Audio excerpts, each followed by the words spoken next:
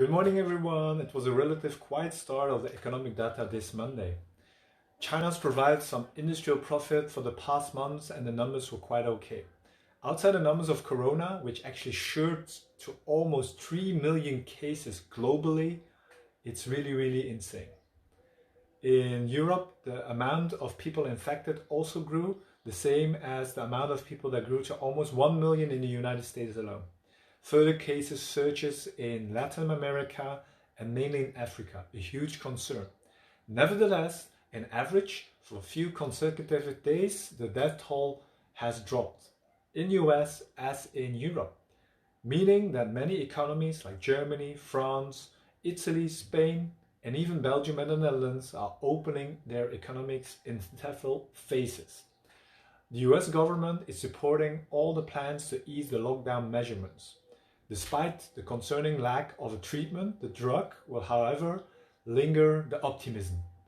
The lockdown measurement is a positive. Leaving the borders closed would also means that the markets will remain negative on the short term. If you look at the broader scope, the industrial profits in China slid actually by 35%. And if you look at year-to-date profits, it was almost down with 40%. So it means that we have huge pain ahead. Looking further in the day, it's really quiet on the US economic calendar. There are no really statistics to actually provide the greenback's direction.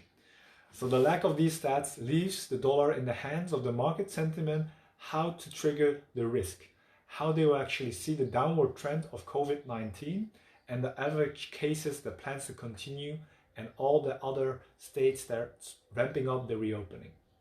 So this means for the euro and for the pound and other currencies, we have actually little to no impact unless we actually enforce what the discussions in the European Council will mean to further spend and combat the COVID-19 implementations, and of course how they will need to create a plan to help actually a meaningful aid package for combating this pandemic. The risks are around the corner, so stay safe, stay tuned, and I wish you all a fantastic